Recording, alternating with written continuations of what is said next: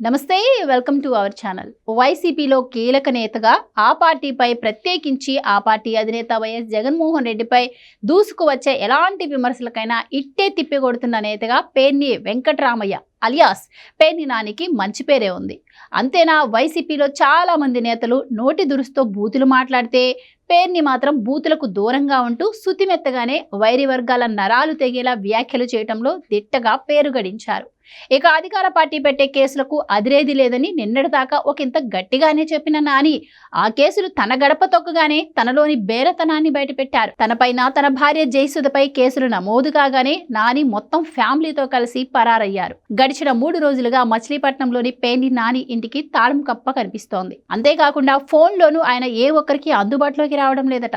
వెరసి పరారీలో ఉన్న నేతగా పేర్ని నాని అపఖ్యాతిని మూటగట్టుకున్నారు. ఇక రాష్ట్ర పౌర సరఫరాల శాఖకు తమ గోదామును అద్దెకు ఇచ్చిన నాని సదరు గోదాములో తగిన రేషన్ బియ్యానికి సరిపడా మొత్తం ఎంతో చెబితే అది కట్టేస్తాను అంటూ నిన్నటిదాకా ప్రకటనల మీద ప్రకటనలు గుప్పించారు. అయితే ఈ విషయాన్ని తర్వాత చూద్దామని, ముందుగా గాయబైన బియ్యం ఎక్కడికి చేరాయో తేలుద్దామని సివిల్ సప్లైస్ శాఖ చెప్పింది అంటే తప్పు జరిగిపోయిందని నాని ఒప్పుకున్నట్టే కదా. కనిపించకుండా పోయిన బియ్యానికి పరిహారం కడతాము అంటే తప్పు అంగీకరించినట్టే కదా. ముందుగా ఆ తప్పు చేసిన వారెవరో తేలుద్దామని ప్రభుత్వం చెప్పింది.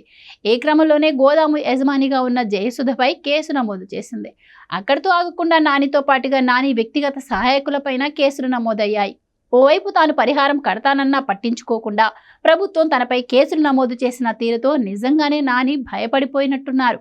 అందుకే కాబోలు నాని తన ఫ్యామిలీతో కలిసి గాయబైపోయారు. ఇదిలా ఉంటే ఇటీవల కాకినాడ పోర్టు ద్వారా జరుగుతున్న బియ్యం అక్రమ రవాణాపై రాష్ట్రంలో పెద్ద ఎత్తున చర్చ జరుగుతోంది. ఇటీవలే కాకినాడ పోర్టుకు వెళ్లిన డిప్యూటీ సీఎం పవన్ కళ్యాణ్ అక్కడ అక్రమంగా రేషన్ బియ్యాన్ని తరలిస్తున్న షిప్ ను సీజ్ చేయాలి అంటూ అధికారులకు ఆదేశాలు జారీ చేశారు. ఈ ఉదంతంపై స్పందించిన నాని ఆర్థిక శాఖ మంత్రి పయ్యావుల కేశవ్ వియ్యంకుడిపై సంచలన ఆరోపణలు చేశారు.